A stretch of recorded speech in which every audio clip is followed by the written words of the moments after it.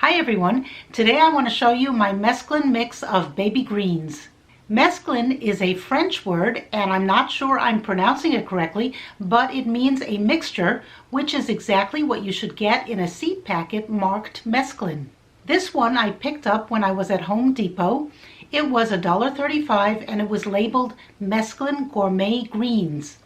According to the website, this packet should have 7 different salad greens in one packet of seeds.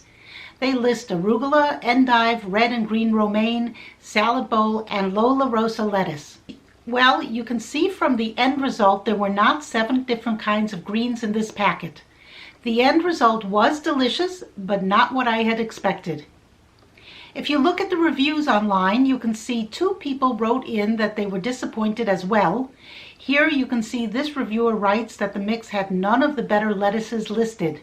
I had the same result. In any case, these grew quickly and I was able to add some nice homegrown greens to my salad. I tried these the way I normally do. I like using 10 by 10 trays rather than 10 by 20 trays.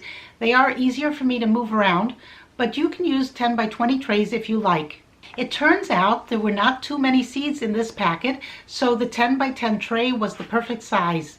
I used up the entire packet on this one tray. The soil that I used was the Miracle-Gro potting mix you see here, but I think you can use any soil or medium you are comfortable with, even coconut coir. I'm not picky about soil when I'm growing microgreens or baby greens. I think the soil mixture matters more when you are growing plants to maturity. These I'm only growing a little past the microgreen stage, so they're not going to be living in the soil too long.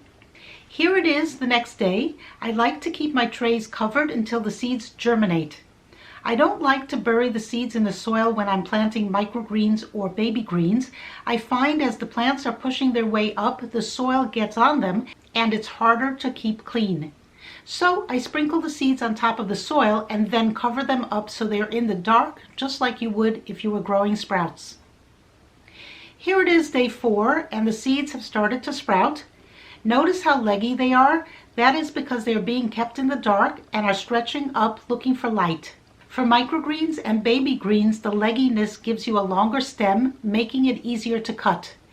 If you are growing plants to maturity, you definitely don't want legginess. You want short, fat, strong stems, so you would introduce the light earlier and much closer to the plant. Right now we are at day 7 and the mesclun mix of greens is growing nicely. I have kept them uncovered since day 4, so they have been exposed to light, which is why they are now green. On day 4, when we took a look at them, they were yellow because I hadn't yet exposed them to light.